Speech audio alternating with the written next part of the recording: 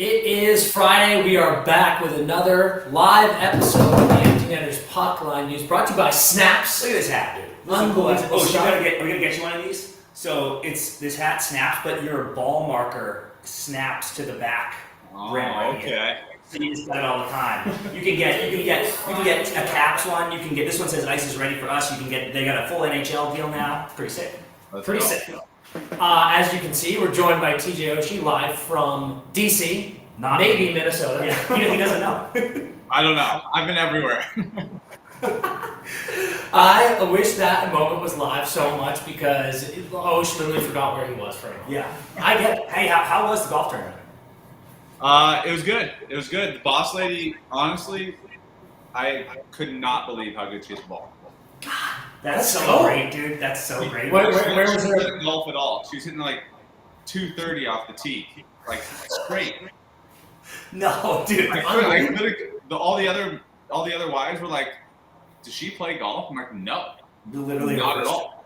God, dude, she missed her calling, dude. It's probably that, or Lauren's just watching Osh like in the house doing this move. And Yeah, she's just like imitating the form, dude. This is what Every Tyler time I Woodley walk does. in the garage, I pull out a club, throw down like a flattened box. I gotta take a couple swings. Dude, is she in the scramble? Is she hitting from the front tees? Yeah. So It's so valuable, dude. If you have a girl playing with you that hits from the front tees and can actually pop drives, Oh yeah, you're like wedge in every time. So cool format. It was a 3-couple alternate shot scramble. So all the guys tee off, all the girls do the approach. Edge. Chat is saying that our mics aren't on. Hold on. So we're gonna check that out, chat. But you keep going, Osh. Yeah. Fine. Okay. But yeah. So like the guys tee off on every odd number hole, the girls tee off on every even number hole, and then you literally just alternate all the way until the ball gets in the hole. It's genius. Yeah, I actually love the format so much. And it keeps around at like 4 hours, right? Instead of You're humming. every time and chasing balls everywhere. I love a scramble, dude. Dude, even when I'm out with my 3 buddies and everyone's like trying to keep their own score or whatever, if it's just like a summer afternoon, I'm like, let's just scramble, dude. Like, let's see if we can shoot 5 under at this course, and it'll be fun as hell, and we'll zip around, and it's awesome. For sure. We talked about this before we went live. Before we get into the Oilers game, we did want to get your take, a player's take on the Paul Maurice situation. So for you, and everyone in the chat, if you aren't aware, there was the interaction between Paul Maurice and Rod Brindamore. Ended up being the case that Paul doesn't like when coaches go through the handshake line after a series. Rod didn't agree. They had a little bit of a discussion. Osh, as a player, is that something that ever bothered you or ever even crossed your mind? Honestly, it never bothered me, and I almost preferred it because in a playoff series, especially if it's someone that you're familiar with, the coach's mind and how they make adjustments to the team is, that's all you do. You're playing the same team every game. Your systems don't change, but you make little adjustments. And if you have a veteran team, yeah, sure, the players can kind of make some adjustments on the fly. But the whole day, from the day before to then, to the game before, to the current game, is all small adjustments by the coaches. And so a little bit, it's like a coach's kind of mind game, like what are we going to switch, what are they going to switch, and how do we counter that? And so I think it's a huge part of the series is how you play the game, how your coaches bring those little adjustments to you. So also there's so many coaches in the league that are so well respected. As a player, we never get to see them unless you're by chance walking in the hallway. Wow, great point. Yeah. Unless you're by chance walking in the hallway, going to the locker room, you would never. Sometimes it's like our previous coaches. You know what I mean? Yeah. If I went, I don't know, a while without seeing like Barry Trotz. Like if we played them in the playoff series, I would love to go give him a big hug after, win or lose, and be like, "Hey man, I missed you a great series." But a lot of coaches you never get to meet. There's coaches I played with for 15 years, never met them. And so if you get to do that in a playoff series, it's part of the respect of the game. I think it's great. I don't care if it doesn't happen, but I think it's a cool part of the game. I completely agree, and I think that was our take. Is like, there was a big uproar. Obviously, a lot of people hate the Panthers because when a team is buzzing, it's easy to hate them. But there was outrage about it online, which I thought outrage was a weird response. I totally understand being like, that's weird. But I think that's all it is it's weird. And I think it's funny from Maurice, too, because like we were talking about, he's gone through handshakes before. And last season, when they beat Boston in round 2, he had such a lovely interaction with Sway, and I was like, that was amazing. So I'm like, yeah, part of me is like, Maurice, why don't you like this? This is like, you have good interactions with the guys that they appreciate. It's a strange take. Again, it doesn't bother me, but I just think it's a strange take. Ocean said before we recorded that, it was like, because Maurice had that one comment where he's like, there's 400 people on the ice. You know, there's a million guys in tracksuits. And maybe that's the answer where it's like, hey, dude, you and your assistant coach go out. Yeah, and that's it. You know, we don't need everybody, I guess. But I'm so with you that it's like, it's not. I think it's nice. Like, it's cool from your POV, Osh, to be like, I never get to see those coaches. But I actually think it hits in reverse too, where how often does Paul Maurice get to see Jeremy Swayman, and he wants to go, hey, dude, that was actually a really good series, and I'm glad I got to say that to you. You know, there's those opportunities too. And you also, I mean, in the handshake line, you almost kind of, people's character comes out a little bit. So everyone in hockey is generally a great human being, I think. But in the when you shake hands, like win or lose, like if they win and they're just like, hey, good series. You know, you're like, I don't know, maybe like we just battled our ass off, like extremely hard. Like we cross-checked each other as hard as we can.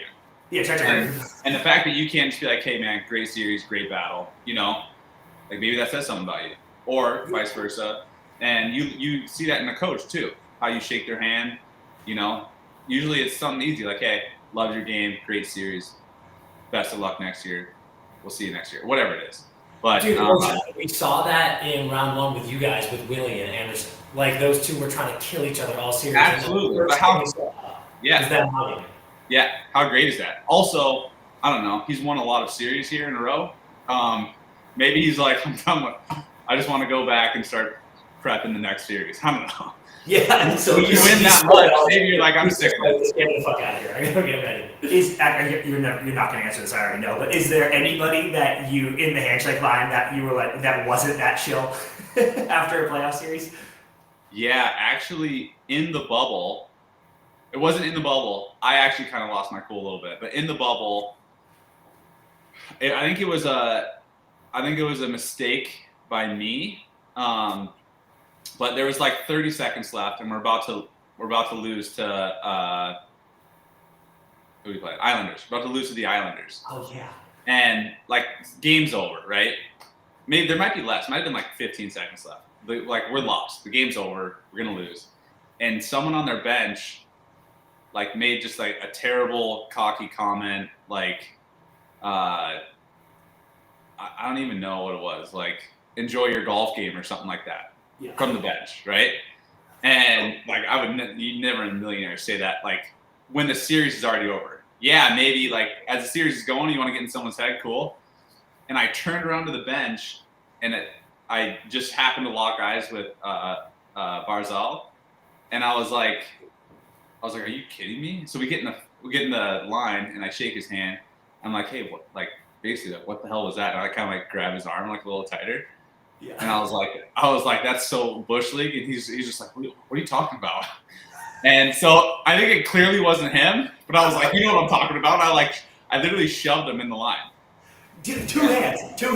It was like not like let's drop our gloves here, but like that was that was bullshit. We need to find Osh's brain. I didn't say anything. Yeah, I'm picturing you, Osh, like finger in his face, being like, you know what you fucking said. And he's like, I actually got.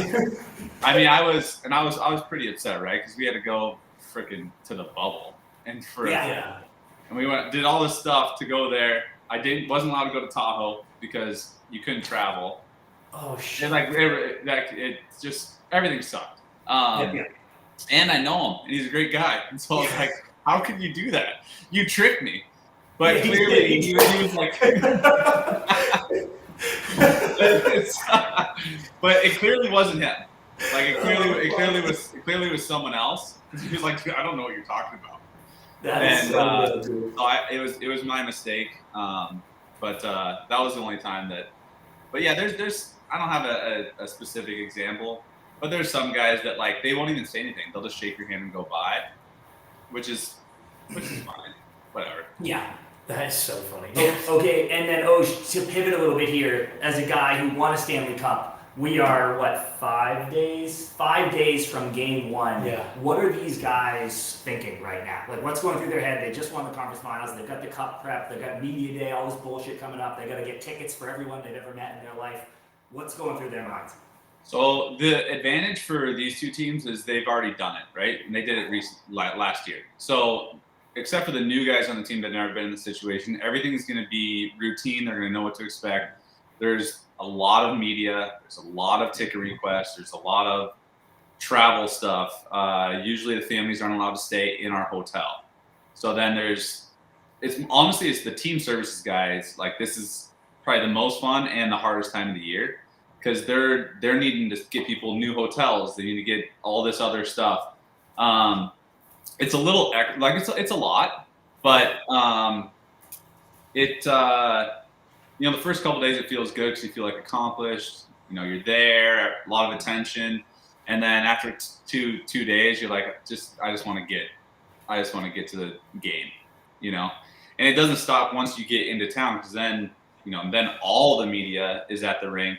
Everyone travels rink to rink, so it's a little hectic. That's nice that they have 5 days. Like, that's plenty of time to rest, and these guys are clear. Like, their bodies are shot. I know they look fast and everything online or on the games, but on TV. But I mean, your legs are like, your body's just like everything, and emotion too, right? So much emotion that goes through the series. So there's probably gonna be some quality time for some rest here. Absolutely. Did you guys you started in Vegas, right? Like, game one was in Vegas. Yeah, they were waiting for us.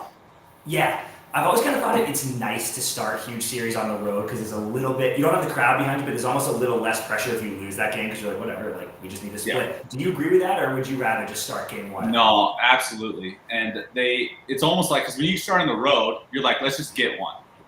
Yeah. And when you start at home, you're like, we have to win too.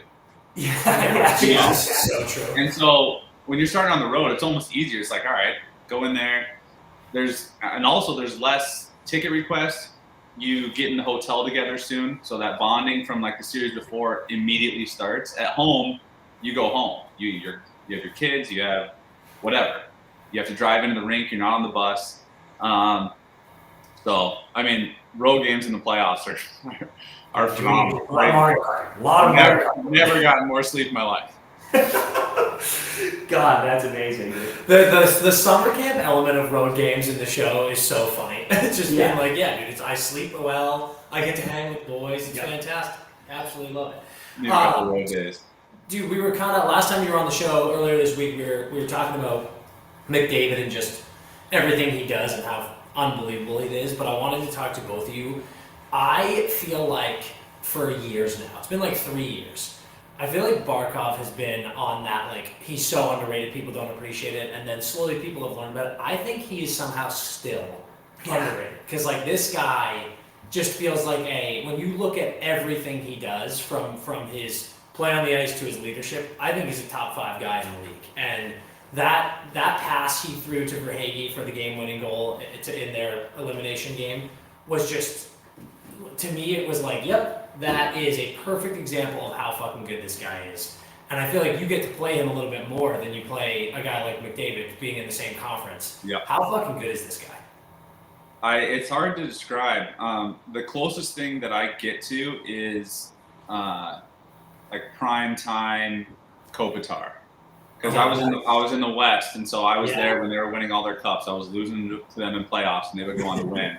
And he was just so well-rounded and solid that it's almost like you forget sometimes when someone's not the absolute best at one thing, like, Ovi with his scoring goals. Like, when it's someone that's just good at everything, you don't realize how good they are, because they're not in the top category of one thing, right? Yeah. You look at an assist guy, he's like, man, this guy's unbelievable. So they get all the attention because they're at the top of the stat sheet and whatever it is.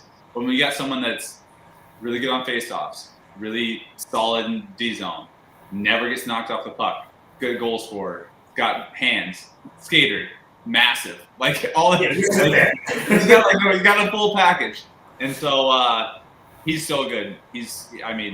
That pass when he's behind the net and then it's an area pass, right? The guy's behind the net when he's passing, so he's like reading the play and knowing or hoping that it was Verhaeghe or Right.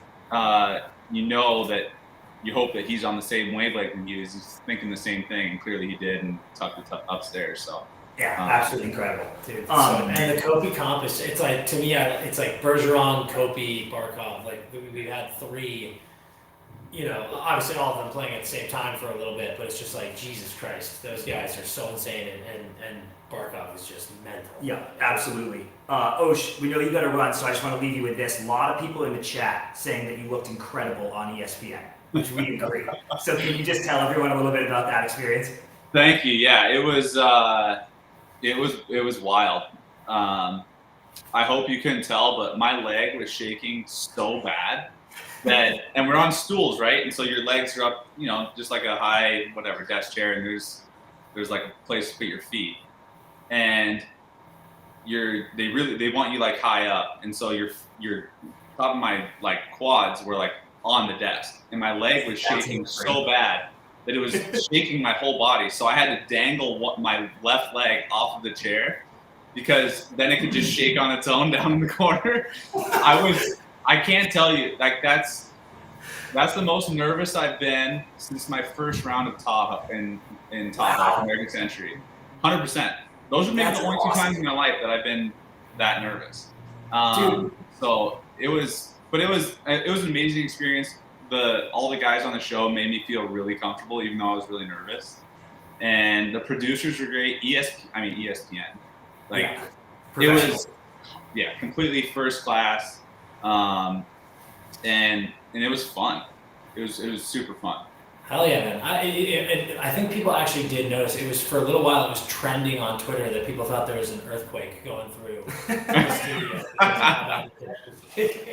I absolutely don't doubt it. And honestly, it's so much. I have so much more respect for those guys because you have an earpiece in, and they're like talking to you while you're talking. So if you can imagine having one ear plugged, how weird that sounds anyways. So plug one ear, talk, sounds funny. And then you gotta like look at people. I was worried about like where my hands were. My buddy made fun of me for having a pencil instead of a pen. And and then they're like counting down like, all right, give the PK in 3, 2, 1 or whatever it is.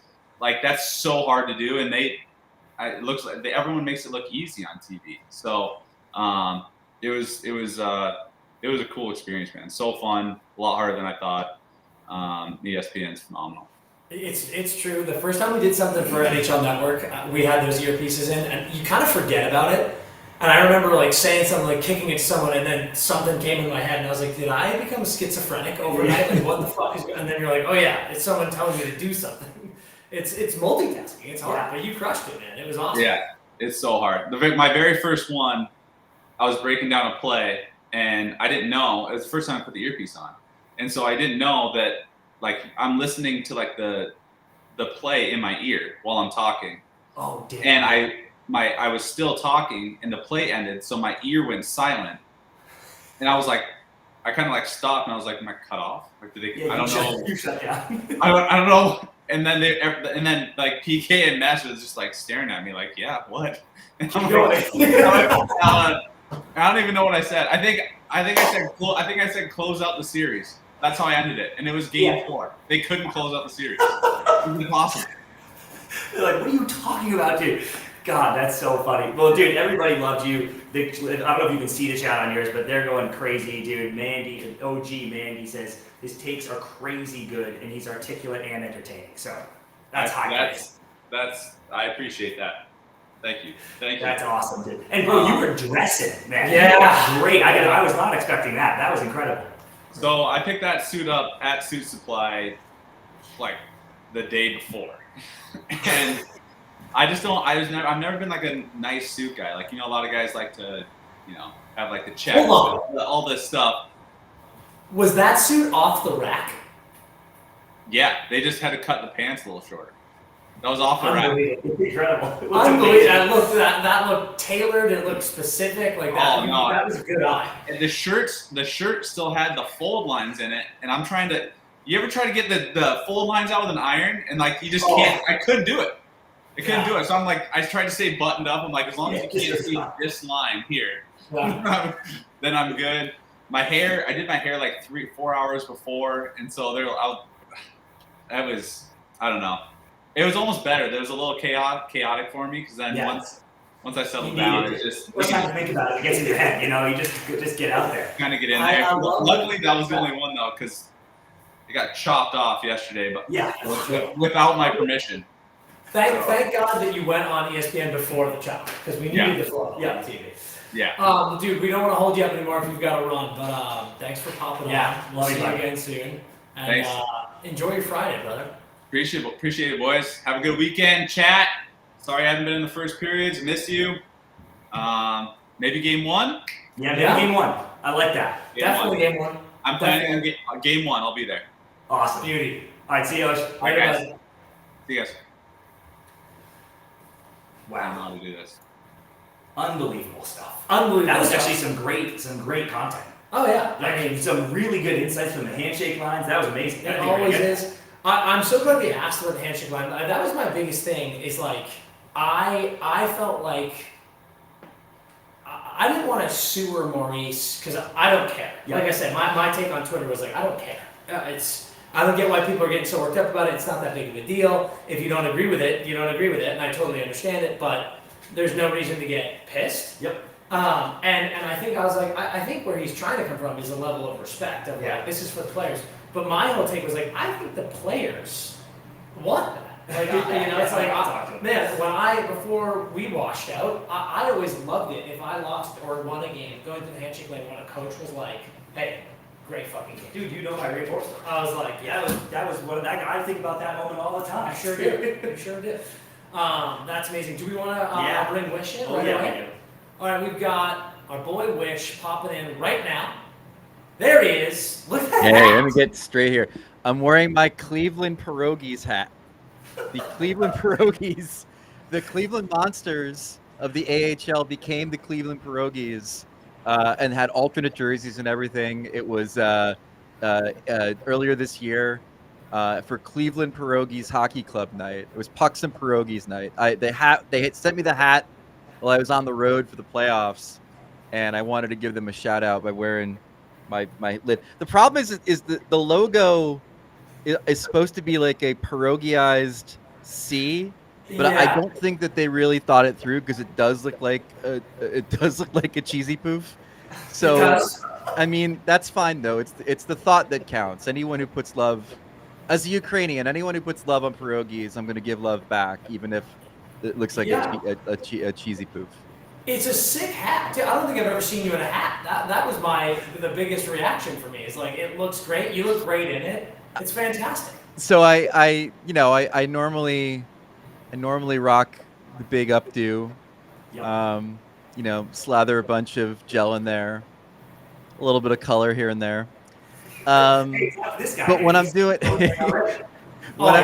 when I'm doing stuff in the home studio, man, sometimes I'll pop on a chapeau, especially when I'm doing stuff with Arda, because he's usually wearing some sort of Mandalorian hat, and then I'm like I could rock a hat too, so it's all good. I want one of those. I want you to do it in the full Mandalorian mask. Yeah, he's got the gear. I don't have the cosplay stuff. I'll tell you this: I have cosplayed before at Comic-Con here in New York. I don't know if there's any Legend of Zelda Breath of the Wild fans, but I once dressed up like a Keurig from that game.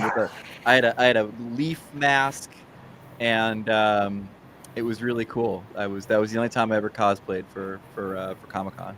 That's so sick. We did it because we did the Comic-Con down here. We've done a few rips down there, but I don't know if we dressed up like we kind of dipped the toe into cosplay. Like I'll wear like a shirt or something, but I've never gone full costume down at Comic-Con. No, God. When I was in high school and the first Men in Black movie came out, me and my best friend dressed like Men in Black to go to the movie theater. To see the movie. Because we were very cool, and we said this would definitely be a way to get laid, is to dress like the Men in Black Yeah. for the movie. And then make the girl forget about it immediately. Right. Flash her after if you're golden. That's incredible stuff, dude. Let's see, dude. How you guys? Did you guys pick the West series? Like, how do you guys divide up who gets which series? Oh, like who's covering it? Yeah. I think. Oh wait, hey Siri, turn the music off. Turn the music off, Siri. I think it was about to play a Limp Bizkit song. I'm not quite sure how that happened. I wish but, that happened so badly. so she just started talking. So I think there's some geography involved because Ryan Clark from ESPN, the hockey writer Ryan Clark, not the football yelling at RG3 guy, lives out in Seattle. And then Kristen Shilton's in Canada, so her travel back and forth to Edmonton was pretty easy. And I said I want to be on the East. Like, we didn't cover the East as a network. Like, we broadcast the West. We have our pick of which conference to cover, which is maybe what your question was. Yeah. But I was like, I love a challenge, man. I love being a one-man gang in coverage where I'm lugging around a tripod and a camera myself and setting it up and doing hits on TV. And I love being able to kind of like dig into a series that is clearly the B series of the final. Right. I mean, everybody's got the attention on Dallas and Edmonton. So I really enjoyed covering it. I wrote some good stuff. I got another piece on Brad Marchand coming out on Monday. They were both really easy teams to cover with a lot of really good personalities on both teams. That's awesome, dude. And I love the image of you just huffing around with the tripod, making it work anyway. That's amazing. If everybody go on ESPN and watch the piece that's come out from the game last night already, I have a couple questions for you, because this is one thing that I've been saying for so long. This objectively had to be the certainly deepest group of forwards, top 9 forwards I've ever seen on a playoff team in the Dallas Stars. And in your article, you said arguably the biggest collection of talent Dallas has had over these last 3 Western Conference Finals appearances, and they got rinsed. So what happened? I mean, according to Pete DeBoer, it's the best team he's had on paper, but not the best team he's had, which I think is him saying that for whatever reason they failed the chemistry test in the postseason. He also kind of like made a comment about how long the previous series had gone, and I'm like, my dude, you know, it was just a scant 2 rounds ago that you were praising your team for overcoming the manpower losses of Jason Robertson and Miro Heiskanen in winning in 7 games against Colorado. Like, you can't have it both ways. Would you think it should have been a sweep without those guys against Colorado? Come on, man. You know, it's a great question. I think the Rantanen line not doing what it did in the previous 2 rounds was a real problem for them. That was such an engine for them at the end of the Colorado series and the beginning of the Winnipeg series. To have Rantanen going ice cold when he did was really a problem. And then, you know, I think that, again, the simplest way to explain what happened against Edmonton is, of the 4 teams in the conference finals, the Oilers were the least bothered team. Dallas did nothing physically to bother them. They did nothing on the scoreboard to bother them. I mean, Edmonton leaves that game 1 loss being like, all right, probably not going to have 3 straight power plays and 3 straight power play goals again in this series. It probably ain't going to happen, so we're good. And then, you know, they never scored the first goal in any of these games to really put any pressure on Edmonton and have them exhale a little bit. And then obviously in game 5, like 2 goals on 2 shots and they're cooked. So I don't think they did anything to really shift the momentum or even make Edmonton all that concerned in the series. And Dallas is usually pretty good at that. I mean, they can play physically. They can put goals on the board. They can put you in a position where you're coming back in a game in the third. But instead, they played right into the Oilers' hands. And it was a pretty, I mean, I don't want to say pathetic. That's probably too harsh of a word, but extremely underwhelming showing for Dallas. I couldn't agree more. I was saying yesterday, we were doing a fun little live show game, and I went scorched earth on Vegas because, like, Vegas was, you know, they beat them 2 years ago in the playoffs. They were a great team. I think a lot of us expected a lot from Vegas, and I thought that it was the most piss-poor performance ever from them. And then this was arguably worse. So go for it and say pathetic if you want, because I completely agree. It's like anyone could see, in my opinion, that first game, in that third period, great job, Dallas. Way to storm back. That's amazing. But you had to know that wasn't a complete flip of the ice. Oh, yeah, no, we just started playing so great and figured out Edmonton. It's like we went 3 for 3 on the power play. That's not going to happen every game. No. So the way they came out in game 2, just completely flat, looked flaccid, they looked scared. I was like, well, that was a really bad game 2. And then also, you're losing at home. Yeah. And then it was just like the same story. Game 3, game 4, and then the start of game 5 is just as bad as it gets. So I was just like, I mean, this is just a brutal showing. And so many Oilers fans were jumping all over us, being like, can you just give the Oilers credit for playing a great game? And I'm like, listen, we have been, but it's also ignorant to not act like these teams are playing poorly. Because they are. Yeah, we would say Dallas didn't play to their potential. I think they would agree with that. They didn't, and their potential is to have as strong or more, even better of a supporting cast than Edmonton did. And when you look at the players that stepped up for Edmonton in the series, whether it's Kapanen with the empty netters or Janmark last night, and they're losing guys in the lineup and guys are moving up and contributing. Like, I mean, up until game 5, Wyatt Johnston was completely invisible. Yep. They got nothing out of other guys like Marchment and Ben. Like it was just a really disappointing showing for a team that definitely had the depth to try to win the cup this year. But to give the Oilers their flowers, man, one, they did prevent Dallas from doing the things that might have rattled Skinner, whether it was getting to him near the crease or, more importantly, getting rush attempts. That guy his save percentage is quite below average when he's facing rush attempts, and Dallas didn't have hardly any of them in the series. And then the second thing that they did extremely well was, and this kind of speaks to are the Oilers now playing championship level defense? Man, like 4 shots on goal in the third in each of the last 3 games is pretty fucking impressive. Like that's like 95 Devils shit right there, and that's like not what you expect from Edmonton. And we can talk about Dallas and them freaking out offensively and not really having an answer, but there's something to be said for the way that Edmonton is closing out these games. And 4 shots in the third period is impressive anytime, but I would even argue game 4 kind of and 5 literally, your life is on the line if you're the Stars in that third period. And to get 4 shots in that scenario, when you're like, hey boys, everything to the net, we need one, we're chasing the game, that's even more crazy to me. Right. But I mean, luckily we now know it's all Ottinger's fault. So like we don't have to worry about blaming anybody else but the goalie. Bro, let's talk about that. That has to be.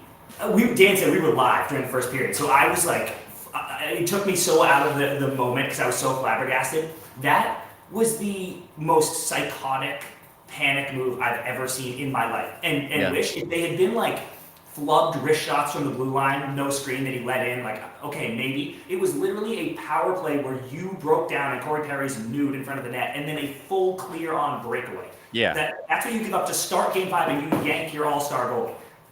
Yeah, a breakaway where it looked like all the Stars controllers had been unplugged. Like they were just in a coma and let Matthias Janmark get in back of him for a clear shot at Ottinger. And then the other one, obviously, is I like Maverick Bourque as a player, but I mean, that's what happens when you stick a rookie into a game 5 in the conference final, which is what Pete did.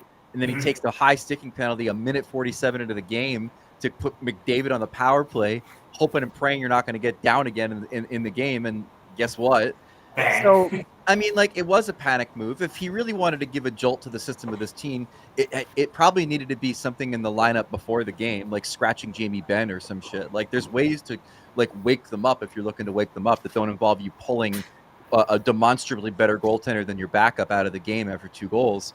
The post game was just embarrassing, man. Like, I keep on revisiting what I heard last night, and just the idea of him claiming he's not putting it on Ottinger, but it clearly is putting it on Ottinger that they keep falling behind in these games, and then doing something that I don't think is recoverable if you're Pete DeBoer, which is the idea that your franchise goalie can't beat one team in your conference, which is what he said about Ottinger. He said he had enough of a sample size to see that he couldn't beat the Oilers. And I'm like, pretty good chance you're going to see him next year, Pete.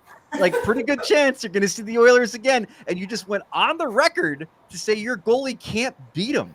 Like, how do you recover from that? Can you imagine if, like, the coach of the Rangers at some point was just like, yeah, it's good, but Lundqvist will never beat Carolina or some shit. Like, what is you can't do that with your franchise goalie. You just can't. It's not motivation. It's the admission of defeat.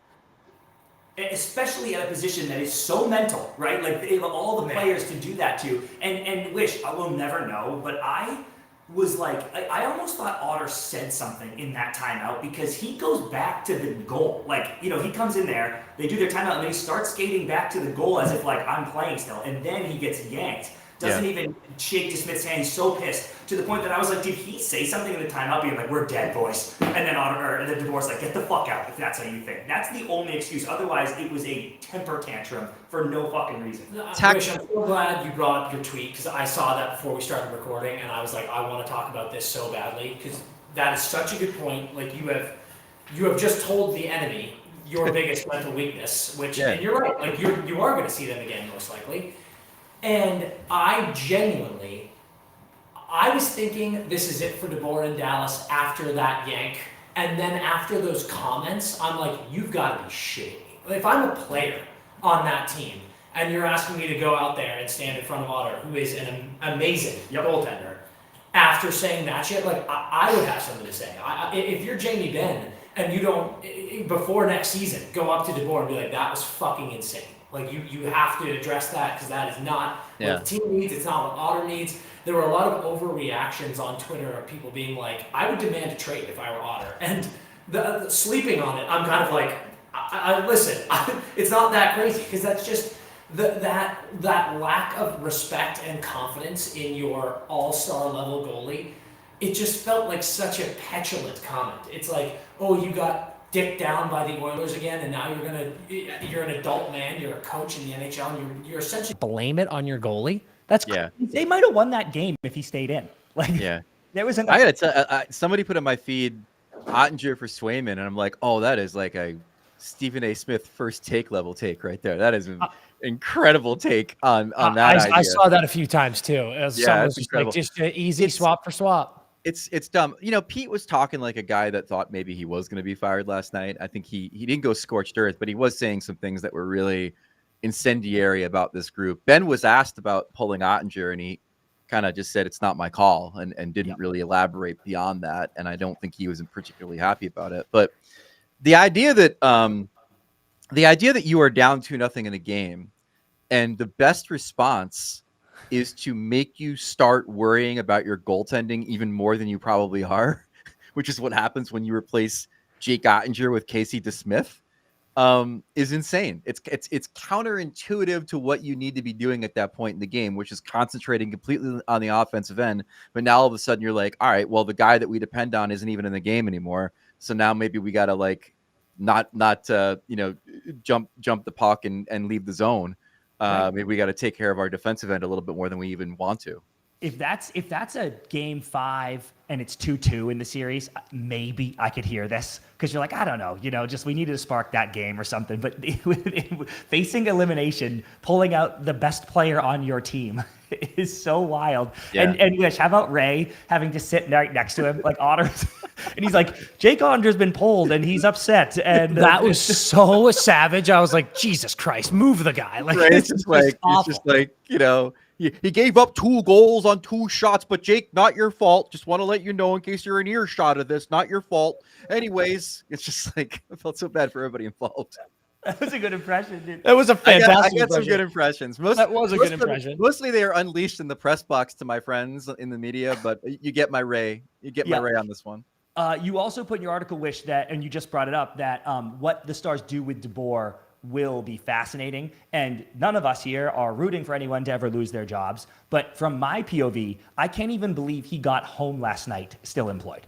Like, I literally cannot fathom that wasn't done immediately. Well, the question is that where do you turn? I mean, that's part of the math in dismissing your coach. Yep. Is where do you turn? Who's the next guy? Like, is Gerard Gallant the guy? Is Jay Woodcroft the guy? I mean, the Seattle Kraken just had to hire Lane Lambert as their head coach. I mean, like, that's where we are right now in the coaching carousel. It's not to say that there isn't a better solution. It's not to say that there isn't guys out there that maybe are circulating around that could make an improvement on what they already have. Like a Jeff Halpern or somebody like that, just to throw a name out there that's got a little bit of history with Dallas. But like, that's the trick about any of this stuff. It's what the conversation was about Brindamore as well, which is that you are making so much money in the regular season being successful. The Stars have the best points percentage of any team that Pete's coached in the regular season. You're always going to penultimate round of the playoffs. Yeah. Which is a nice bit of revenue for your owner and everybody. I mean, that's true. You can't ignore that. I mean, at the end of the day, it is a business. But when you don't get past that point, when you keep bumping up against that ceiling, and when you could make the argument that you're getting, sort of a downgrade each year, you're heading there to that round. I mean, there's reasons to believe that it's time to move on. He's got one more year left on his contract, as far as we know.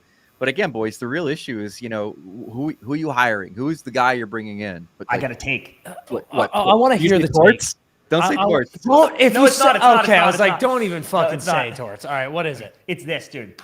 So DeBoer is in Vegas, and they can't win the cup. He gets canned. Cassidy comes in. Immediate cup.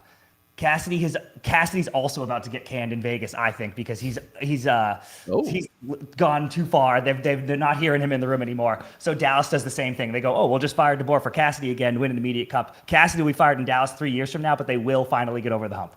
Wow. Interesting take. I mean, it would probably take someone being fired that hasn't been fired yet. Agreed. And Yeah. to go there. But as of right now, I don't think I mean Pete's maybe squeezed as much he's going to squeeze out of this team, but I don't know if there's another coach that I really trust with getting the same level of results that he's gotten with that team. He's a really good coach. He just burns out in places. He does. Burns his players out, and it never seems to end all that well for him. But there's no arguing with the success that he has, and that's a lot of money you're leaving on the table, where all of a sudden you're losing in the first round of the playoffs instead of making it all the way to the conference final. Yeah. It's Friday. I want to get a little weird with you guys. No. I was thinking about this.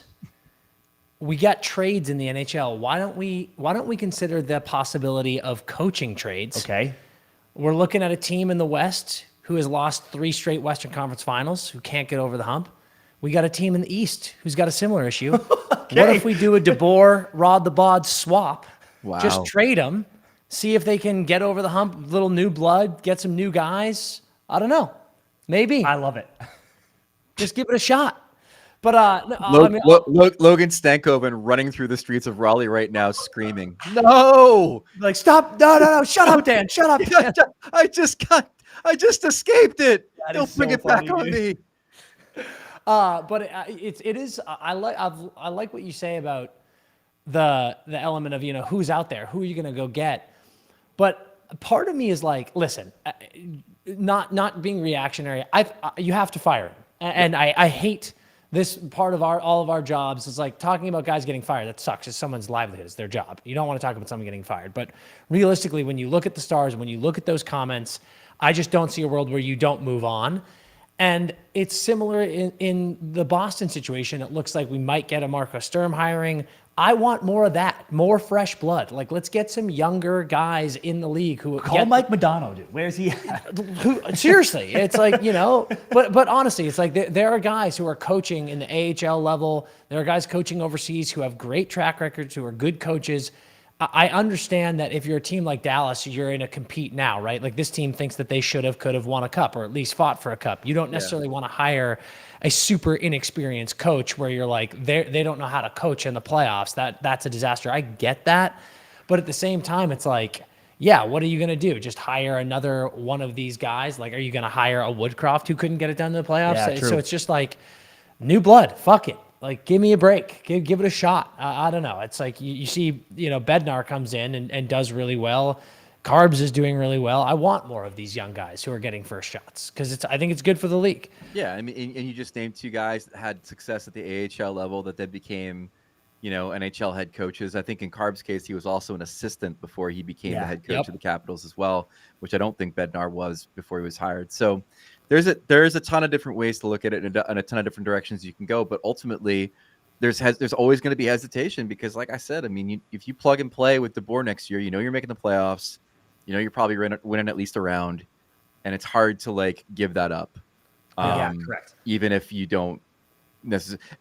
And the interesting counter argument that DeBoer made last night. I don't know if you guys heard this, but he's talking about how it takes teams a while to break through.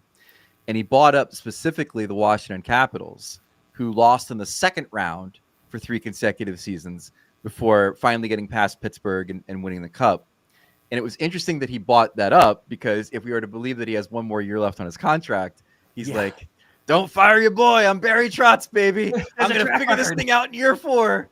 That was a really, really interesting. I mean, Pete's a smart guy, and I don't think that was unintentional, that he's just like bringing up the Capitals that needed 4 years under the same coach to figure it out. Yeah, he was doing a little of both, eh? To your point, like he was lobbying for himself for that 4th year, but also just in case he gets fired, was kind of going scorched earth on some people that. Like, yeah, I know.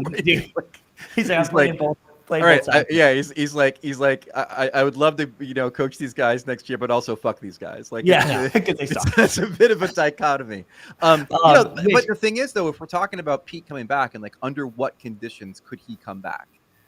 First of all, he's going to have to mend a fence with Ottinger. But, if you look at their roster, I mean, again, Jamie Benn's probably coming back. Jim Nill has talked about the idea that he's going to be a star for life. They've got some other UFAs. Like, they do have the opportunity to change the mix a little bit to make it feel different than it was this year and maybe improve the team. And is that enough to kind of like change the vibe going into next year? Or is the vibe just, we're just going to keep on making the same mistake over and over again? Yeah, that's the fear. I do want to ask you one question, something I brought up on the pod before, and we can move on from the coaching situation. I think that there is an untalked about element of lack of adaptability from certain coaches, especially some of these older coaches. We've mentioned before, when DeBoer was with Vegas and then left to Dallas, that next year Vegas played Dallas in the playoffs and beat them. Right. And there are guys on that Vegas team who has said to us, we got into playoffs and we just looked at what Dallas was doing and we were like, this is just DeBoer's system. We played this last year. We know how to beat it. They adjusted and beat it. And I think that we've seen a few times in the playoffs here. It's like, I mean, I look at a guy like Knobloch who comes in with that Oilers team last year, does what he does the second half of the season, then takes them to Game 7 of the Stanley Cup final. And so many times through last playoffs, I feel like we saw the Oilers make not only in series, but in-game adjustments to their competition that got them through to the final. And I look at Carolina with Rod, I look at DeBoer and Dallas, kind of as far as their coaching style, and Rod, you could say that in his lifestyle, stubborn coaches who are kind of unwilling to make changes to their systems and adapt.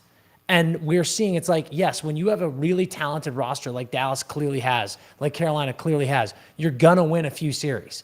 But then when you get into those, third round Stanley Cup final, and it's every team is so good, you need to make adjustments. And I don't feel like we see that from DeBoer. Yeah. So to your point, I'm like, do you guys just want to lose in the Western Conference final every year? Because if so, congrats, keep ripping it. You're going to lose in 5. Enjoy your golf in the beginning of June. But at some point, it's like you have to make a change if you want to take that next step. That's the truth. The guy that I always think about when it comes to that is John Cooper, who I think is, for my money, the best coach in the league. There was a time when the Lightning couldn't break through the conference final themselves. They would keep getting there and losing. And at some point, and I think it might have been after the disaster in the first round against Columbus, Coop's just like, we're going to dedicate our entire regular season to learning how to defend in the playoffs. And it may not necessarily manifest in being a very good regular season points-wise. We know we're still going to make the playoffs. But we are going to learn how to play like you need to play in the playoffs. And it paid off with back-to-back cups, albeit, pandemic cups, as the Panthers probably point out if they win again. But cups nonetheless. Yeah, absolutely. Wish, last one I wanted to ask you about was you came on, it must have been summer. I can't remember exactly when, but maybe it was when we were doing our division previews. And we were all talking about this and agreeing about this, but you had a quote that was something like, the Oilers got the best, last June, the Oilers got the best 2 weeks of Stuart Skinner's career. And it still was one game short of a championship. Do we think... Is he even better now, or is that still a massive oh fuck, I don't know that we're good enough to beat Florida in 7? I struggle with this because I didn't think he was good in game 1 of the final. Yep. And I didn't think that he should have gotten the lion's share of the credit for game 2. Dallas missed 40 shots in that game. That's so crazy. And they had more giveaways in the first 2 periods of game 2 than they had in any full game in the playoffs up until that point. They played like shit. But I got to give him all the flowers for 3 and 4. Like that, Yeah. Skinner played really, really well in those games. Yep. What worries me is that I don't think that he was as bothered as he's going to be against the Cats. Like, there's no Sam Bennett buzzing the crease in the same way there will be in against Florida, or guys crashing the net, Yep. or even like, I mean, I have to probably check the numbers, but I think the Panthers are just going to have more high danger chances than Dallas did, insofar as like you think about what Barkov is able to do around the crease and for the way that Verhaeghe scores goals. Like I just think that the offensive attack on Skinner is going to be different. But again, the bar is not set for him to be games 3 and 4. The bar for him is set as don't screw it up. Yep. That's so real. Right. So like, I mean, he's a modern day Chris Osgood in some ways, right? So like he's just got to go in there and not screw it up. And I think that he's probably reached the point in his career where he's not going to screw it up. I mean, I'd be really, really surprised if we saw Pickard again in these playoffs. I mean, I think same. Yep. Yeah, I think Skinner's just not going to screw it up. Does it mean he's going to be the point of winning or losing in the series? Probably not. But I don't. If the question is, was last year the best 2 years of his life playing goal? I mean, maybe, but he's probably in the midst of the same kind of run now. Yeah, agreed. But I still credit Dallas's failure and Edmonton's defense more than I credit the goaltender, which isn't fair to that guy, but it's just how I see it. No, and it's real. And I will say this too, in terms of what they need from him. The 3 series in a row, slightly unfairly in round 2 against Vegas, but 3 series in a row, you have all the narrative when the predictions are coming in are other team, Oilers' opponent has the huge advantage in goal. Darcy Kemper is a Vezina finalist. Aiden Hill, say what you want. I think he's good. But, everyone was saying Vegas has the goalie edge. And then Jake Ottinger, obviously. Everyone's like, huge goalie advantage. And then those goalies, for whatever reasons, didn't play well in any of those series. And now you're going against Bob. And I just don't think you're going to get a bad Bob. Like, the Oilers could win this series. I just don't think they're going to win this series because Bob is getting yanked from games and getting lit up. You'll get like one game of bad Bob, Right. and that'll be the game that makes his numbers for the finals look terrible. Yeah. And then the rest of the time, he'll make every save they need him to make and be the best penalty killer on the team. Yep. And then in the third period of a 1-goal game, you're just like, man, that guy just stole it. Yep. It's usually the way it works with him. He's never got the numbers that really blow you away. And I've had many arguments with those in the goalie analytics community about how good he really is. Yeah. But man, I mean, I covered that Carolina-Florida series. I'd want that guy in my crease. He's real good when you need him to be. And that's Game 7 last year, right? Like, Skinner didn't play horribly in Game 7 He last played year. well. He wants Played that very one well. Sam Reinert shot back, and Bob was like, I'll get you every save. Yeah. I'd be really surprised if at the end of the series we're talking about like the goaltending. I think at the end of the series we'll be talking about the special teams, and I think we'll be talking about the depth on both of these teams. In particular, if you are matching Bennett and Barkov against Leon and Connor, well, now that Marchand, Listerine, and Lundell line might become the most important line in the series. Like, that line has produced insanely well for Florida. And when I look down the Edmonton lineup, I'm impressed. They're missing some people. Like Connor Brown, hopefully, is going to be okay and can come back. But I don't love their bottom 6 as much as I love Florida's bottom 6, and that's kind of maybe a point of demarcation in the series. Yeah. But what's funny? I think that's been the case every series with this Edmonton team. I saw someone say the other, I was like, here we go, rematch. It was always these two teams, blah, blah, blah. And someone was like, yeah, and both teams are probably better than they were last year. They are.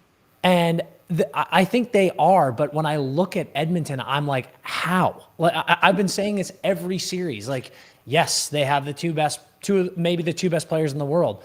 But I do look at their depth, and frankly, on paper and by the statistics of the season, their depth isn't good. But they've been insane all playoffs. Like, it has been the difference. We've said it a million times now. Guys on the Kings were like, we lost that series because we lost the depth battle, and that is unacceptable. And they're right. But, fortunately for Edmonton, these guys have stepped up, and it's unbelievable to see. To me, the biggest difference is, save for like a pretty good 1 or 2, I don't think that they've faced that great of defense in LA, Vegas, and Dallas. Like I know Dallas looks at their D as a strength, but like you had Miro coming off an injury, and then frankly, I think after their top 3, it drops off a lot. Yeah. Florida has 4 guys who could be a 1 on more than half the teams in the NHL. Yeah, it's crazy. So it's like I think that's going to be a huge factor. Who's but the 4th guy? Mikola? yes, and again, Mikola is a cloud. I was talking with someone. He's playing like I mean I know what you're saying. I think he's playing Yes. like it in Yes. these playoffs, but I don't quite know if he's on that level yet. But again, to your point though, you throw him and Seth Jones together on the second pairing. That's better than anything they had on the team that won last year. Exactly. Seth Exactly. Jones is on their second pairing. And he's been playing great. He's a pretty good player. I mean, Seth Jones, he's the classic, like, get him in a situation where he's not the guy and he's like, oh, I'll be the best player on the team. Yep. And like, that's what he's doing. It's unbelievable. Dude, But, that is so right. I had someone on the Panthers tell me that. Like, he was miscast in Chicago. Like, his best hockey came when he was sharing the spotlight or maybe even, in the spotlight of Werenski and Columbus. Exactly. And so he comes to Florida and they're like, dude, we're good. We have Ekblad and Forsling as our top pairing. You don't have to do shit except your job as the second pairing guy. And I think he's done extremely well with that mindset. Now, things will get interesting if Ekblad leaves to free agency and all of a sudden Jones is the number 1 again. We'll see what happens there. But for right now, I mean, he's perfectly cast. Yeah. I'm getting ahead of myself, but I will say this is what I have my eyes on. At the All-Star game in Florida, 2 years ago or 3 years ago, whenever the fuck that was, we were with a bunch of the guys at Elbow Room, and Seth Jones was outside, and there was a big line, and they were like, can you get him in? Not that like I had pull, but I was just with the group. So we were like, yeah, he's with us. And Seth Jones said, I don't like this place, it's too crowded. And if they win the cup, he better take his ass into Elbow Room. That better change immediately, dude. That's all I have to say about that. Well, again, like if that ever happens, man, Seth, if you're listening, there's a cigar bar right down the road from Elbow Room. That's true. I like to haunt that place. Get yourself a whiskey, get yourself a smoke. They got lots of TVs. I'm personally not an Elbow Room man myself. I've been there a couple times. I've experienced it. I like a bit more of a chill atmosphere. I think. Okay. So you and Jonesy, me and you, baby. We're good at in Fort Lauderdale together. There you go. Incredible. Okay, Wish, what you got the Marchand piece? When does that come out? Tell everyone else what you got coming up. Monday for Marchand, Tuesday for my pick column, and then Tuesday also for the final probably edition of Conn Smythe Watch, which. Where for those who don't know, the gimmick is that I ask all the writers who probably will be voting on the award what their current ballots are, their top 3. We do the same thing for the NHL awards during the season. I was both heartened and scared when someone in the betting community told me that when these articles come out, they move the lines, which is like that's actually hilarious, dude. Unlimited power. You're affecting Vegas. Yeah, right. So, but it's always fascinating to see. I've gotten a bunch of the ballots in so far. And it's interesting to see the mindset of some of the people that are going to be voting on this thing. It's not as cut and dry as you'd imagine. Wow. Connor's the favorite, I assume? I haven't tabulated it yet, but he's obviously on a bunch of them. But I mean, there's also a lot of Barkov love, a lot of Bob love. A lot of Stu love. I want some Stu love, dude. Get Stu in there. Stu love does not exist, I don't think. And the reason why is because we do it right in hockey, which is it's an MVP award for the totality of the playoffs. Yeah. So it's hard to square. Maybe if he has an incredible final, he can climb back into it. But it's hard to square a guy who got yanked and sat winning the MVP for his team. But right. It's a really interesting mix of players, and I think the top 3 will be a little bit different than what the current lines are. Yeah. Stu's gonna have a shutout in game 1, and you're all gonna be eating your words. He's a future right now. And then I'm in Edmonton on Tuesday for Media Day. It's gonna be a zoo, and I spent a good 90 minutes last night booking my travel out for the next few weeks. Oh, dude, good for you. We're about to do that right after we. You got to do it early, especially. I normally I'm a last minute guy, but when it comes to Edmonton and Florida, I learned the hard way last year that you got to lock in those flights. Yeah. Those flights go away real quick, and all of a sudden you're on a 2-hop skipper between Edmonton, Minneapolis, Salt Lake City, and then off to Florida. I'm just like, I'm cooked. There's only one flight from LA to Edmonton, and it's flown by Harrison Ford, so we've got to get on it pretty quick. There are times last year where I'm like, in order to get to Fort Lauderdale on time, I'm going to have to be on a plane with a bunch of sheep and cages in order to Flying get in the cargo bay. Yeah, True, dude. It's so true. a tandem skydive with Tom Cruise over the Yeah. Everglades is how I'm getting into the game. That actually sounds sick. I would do that. Yeah, That sounds sick too. I mean, he is. He's the literal. He's the manifestation of destiny, from what I yeah, understand. So. truly. All right, Wish, you're the best. Thank you for hopping on, and we'll see you in a few soon. days. Yeah, All right, boys. Thanks, everybody. great stuff, See you, buddy. Wish. Absolutely incredible stuff today, man. I want to run through some quick hitters with you. Yes, before please, we go. please. And I'll just rapid fire. But just real really. quick, huge shout out to Wish, guys. If you in the chat, if you're not following Greg Wyshynski on Twitter, IG, everything, reading his articles, make sure to do so. He's one of the best. Best in in the biz. biz, yeah. Oh Truly, my he's, God. unbelievable human. So just a hilarious start to that hockey game. To take a penalty, Wish talked about, but to take a penalty and then just go down in 2 minutes, and then to give up a full ice breakaway in the first 7 minutes of a at-home Game 5 elimination game. Hilarious start. Dude, hilarious. And I do want to say this. It's obvious, like Maverick Bork is obviously not trying to high stick anyone there. Yep.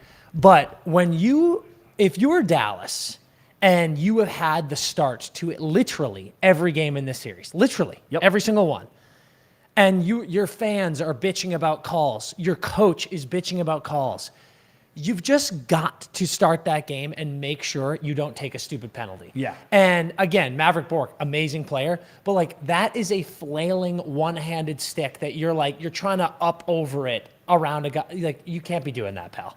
So it's an absolute nightmare start. Then, giving up a breakaway. I don't even know what to say. You give up another breakaway to McDavid later in the game. that one is like just And, outrageous. Dude. I don't want to get ahead of myself, but like that is a message for Florida, who has given up a lot of odd man rushes with stupid pinches, bad passes. You will die against this team if you do that. But I was dogging Dallas hard. We were playing bingo last night, and I was dogging them. I was like, this is a mercy rule, dude, end it. But like I did with Carolina, I want to give them a few stick taps for the fight. You could have laid down immediately. But you tried to fight, you kept getting it to one goal, and then you immediately gave up another goal. It was, I can't imagine what Dallas fans were feeling watching that disastrous game. It got scary because the Oilers are the executioners, as we know. Yeah. We know that they have killed their opponent the first chance they've gotten. Every round. Every round. Chance, the first chance they get to eliminate a team, every round this playoffs, they have killed them. They are the executioners. We all know this. And then last night, they also became the emergency response team. Yep. So now they're the executioners and the emergency response team. And that is going to be very hard to beat. And shout out to Knobloch, too, right? Because you said it earlier. He's unbelievable. That dude, I think it's 6th ever to go to the Cup your first 2 years as a head coach, first since Scotty Bowman. Yeah. So, like, they are absolutely buzzing right now, which is incredible. But, Dan, you had mentioned DeBoer. We were talking about it with Wish. He's so right about you know what you're getting, but listen to this, dude. He has been to 6 of the last 8 Western Conference Finals, if you go all the way back. 3 straight with Dallas, missed playoffs with Vegas, 2 straight with Vegas, missed playoffs with Sharks, went with Sharks. He's 10-24 in those games over the last 8 years in the Western Conference Finals. And there are some bad losses in there, dude. The Sharks to that 2019 Blues team. Awful. Vegas to Montreal. Awful. And then Dallas, he got rinsed by Vegas with Dallas, and then gets rinsed by Dallas. Or excuse me, I flipped that, but you know what I'm saying. He got crushed by Dallas with Vegas, then crushed by Vegas with Dallas. He can't do this much longer. No, it's, and then you're fired. survive. You're fired. Like, you lose. You get nothing. Good day. And I mean it when I say I hate talking about coaches and talking about their jobs. It is a person's livelihood. But I am telling you right now, like, you're fired, dude. Like, this is, if you're Jim Nill and you don't fire this man literally tomorrow, and I don't give a fuck who's available. Hire me. Hire me to coach this team. But you have to make a move here. It's weird. Hockey's weird because I don't know who is to blame when your star forwards go so cold. Because it's hard for me to go, it's completely the coach on not making adjustments. Because at the end of the day, I'm like, hey, Dutchie, score a goal. Yeah. Him and Granny had a horrible series. You know, like they couldn't even, it felt like they couldn't stick handle. They couldn't pass. They were Yeah. ripping stuff. I mean, I feel like you got to add. I don't mean to dog on the old boys, but like if you're going to mention Grant, I think Granny was actually buzzing several times. Yep, But if you're yep. going to say that, like Sags and Ben, Yeah. Sags, Ben, Dutchie in that series, like those were your old dogs, Yep. like your depth dogs who Wyatt Johnson. who did some well, but he's a stud. I'm talking about Oh, I your see. old Yeah, dogs who are like those guys need to step up, and they completely went to sleep. Yep. Disaster. Robo got hot too late, and I commend him for getting hot and doing anything. Yeah. But he just got hot too late. Rantanen, dude, I have a theory for you on Rantanen. I think that the Canes getting killed ended any hope of the revenge tour narrative, and it sucked the life out of Rantanen. Yeah, He I was don't like, hate oh, that if the take. Canes were winning, Rantanen would still be scoring because he's like, I want to play them too. But when the Canes died, the Canes killed Rantanen. The Canes sucked the life out of Rantanen. They killed any momentum. Yeah. Yeah. So He had no reason to He continue. had no reason to stay hot, dude. So, like, I think that's fucking crazy. I like that take. And Dan, Dallas this playoff, 7-0 when they gave up 2 goals or less, 2-9 when they gave up 3 goals or more. And I'm not saying they didn't score a lot of goals in the games they gave up 2 or less, but you had the biggest depth, firepower, offensive lineup in NHL history, and you couldn't win a fucking game if you gave up more than 3 goals. I know. It's Like, a that's nightmare. fucking insane, dude. I want to just get into the final matchup for a couple minutes here before we close out. We're obviously well beyond an hour here. I think this Florida team is so good. I think this Edmonton team has been playing so well. I said it last night. Like it was always these two teams. I can't believe we ever thought it was going to be anything different. Like we're so dumb for thinking it was. Both teams are just playing. I'm like, how could either of these teams lose? I'm obviously on the Panthers bandwagon. Yep.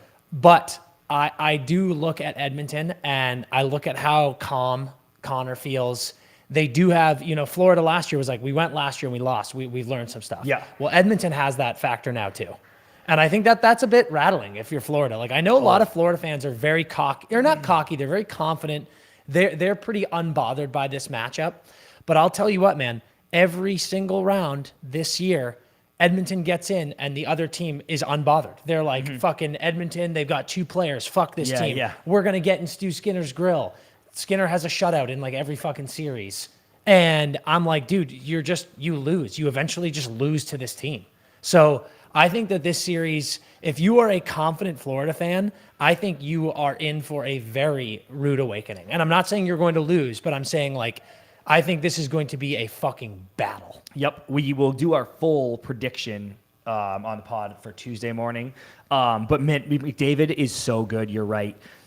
He got his 100th assist, second fastest to 100th playoff assist. Gretzky did it in 70 games, which is fucking hilarious. McDavid did it in 90. The next closest is 125, and he's been really picking it up. He's still not quite scoring at the rate, but he's on that trajectory of. I think Wish actually tweeted it. Maybe you said that he could win Conn Smythe and lose again. I know, it'd be But, so like, funny. He's on that trajectory. Like legitimately, that would be so Again, funny. this is the second time in this series, Dan, that we saw McDavid score a late second period goal right when Dallas got it to 1 to push it back to 2 that completely deaded the game again.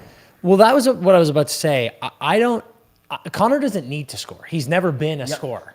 He needs to score back-breaking goals, Yes, and that's dude, what he's he's doing. so good, bro. So, like, that's it. I don't give a fuck if he's not scoring all the time. All he needs to do is score the goal that kills you, and that's what he's doing. So Connor is peaking. Connor is at peak Connor, He is. and it's about to be the Stanley Cup final. He So is. that is another thing for Florida that's like, that's bad. That's very bad for you. Did Edmonton fans in the chat tell me, and you might remember, did he always do the Flying J mouth guard thing coming out? Because I swear that was a Matthew Tkachuk thing. Well, Matthew chews on it. Connor has always had it hanging. He's always had the Flying J out. Okay, because I feel like him and Draisaitl doing that now. Everybody's doing it. I actually think if you don't do it, you're not good. I think you should all just either wear a mouth guard or don't wear a mouth guard. That's interesting. Like, it's I like pretty that. simple. I like that. And then you said it. He had a great quote after that was like, "We feel calm. This isn't a big deal to us at all." I loved that, and I loved this too, Dan. And I know I'm just gassing up Stu because I love him, but this, I'm glad they won a game where he saw a few go by him. Because they'd only won if he gives up 0 or 1. Yeah. And if he gives up more, it's like, well, we lose. I'm actually glad that he was like, well, I didn't play that great. I gave up 3 goals on 17 shots, and the boys had my back. So I actually thought that was great for my boy, dude. My boy Stu, the stash, fear the stash, dude. He's otherwise, man, it's God, we talked about Otter enough. Last thing for you. I'm actually really glad that Freddie or Marshy will win a cup. I'm really glad that the Bruins shipped out everybody. That's nice for Bruins fans. Like, no matter what, all those trades, one of them is going to get a cup. So that's nice. That makes me very happy. Yeah, that's beautiful. All right, amazing shit from the chat. Guys, thanks for bearing with us with the mic stuff. Edge, you're a hero for getting that worked out. Peep the shirt on CP. Netter's Bear, beautiful stuff. Like we said, Snaps, baby. New sponsor of the live, unbelievable stuff. You can get all this information. We have Snaps, it's on our bio and all that stuff.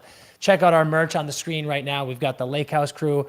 And then, Oilers fans, Cats fans, we've got those amazing shirts. We dropped the new Rat Pack shirt for you Cats fans. Make sure you scoop one of those. Everything's in the link in our bio, emptynetters.shop. Go there, check it out. Have a phenomenal weekend, folks. I think we'll be back for the live on Monday. I think so, yeah. And then, we're getting it going here. We're going to be hitting the road. We're going to be buzzing around for the final. So make sure to follow us on everything, and we will see you soon. Have an awesome weekend, everybody. Thanks to Osh. Thanks to Wish. Have a great weekend. Skate hard.